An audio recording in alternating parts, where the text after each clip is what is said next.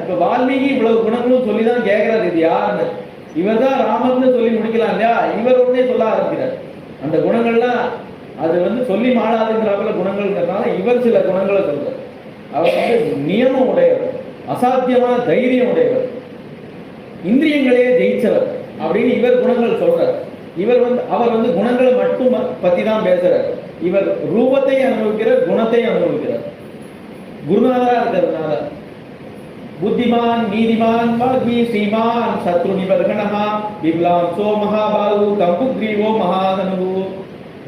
அபாரமான மேதாவிலாசம் உடையவர், நீதி தெரிஞ்சவர், மங்களமானவர், தீய சக்திகளை அடியோடு அழிக்கக்கூடியவர், விசாலமான தோள்கள் உடையவர். ஒரு தோல்ல இருந்து இந்த தோல் வரைக்கும் பார்க்கணும்னா நமக்கு அவ்வளவு நேரம் ஆகும். அவ்வளவு விசாலமான தோள்கள் உடையவர், விசாலமான வக்ஷஸ்தலம் உடையவர்.